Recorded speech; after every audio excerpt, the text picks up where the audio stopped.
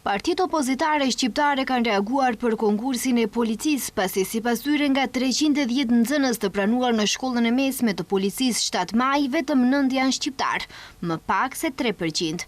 Bashkimi Demokratik për Integrim kërkon anulimin e menjëhershëm të këtij konkursi dhe i njëjti të përsëritet me kritere që garantojnë përfaqësim real dhe adekuat të gjitha komuniteteve në vend. Gjithashtu kërkojnë ndërheqjen e zëvendës ministrit të policisë. Ky konkurs nuk është rast i izoluar.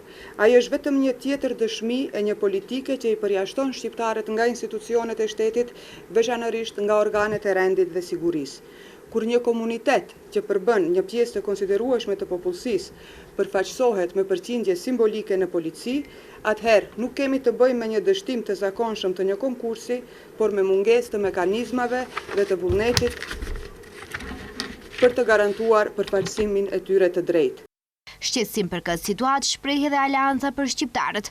Ata kërkojnë transparencë të plotë për konkursin, numrin e kandidatëve shqiptar që kanë aplikuar, mënyrën e vlerësimit dhe arsyet që, siç thonë, kanë sjellë deri te një rezultat kaq skandaloz.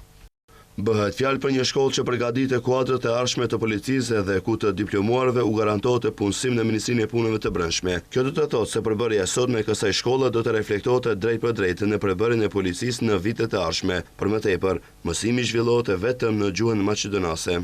Ndaj akuzave ka reaguar zëvendës ministri i Brendshëm Astrid Iseni. Ai thotë se flet me fakte dhe jo me propagandë dhe se shkaku i kësaj përqindjeje sipas tij është interesimi jo i mjaftueshëm i shqiptarëve.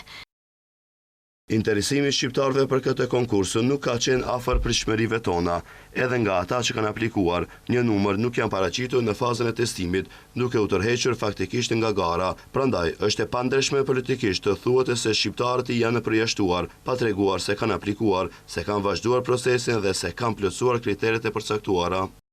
Ndërsa përfaqësuesve të BDI-së, zëvendës ministri Iseni u kërkon që të mos e përdorin interesin e shqiptarëve për politika ditore.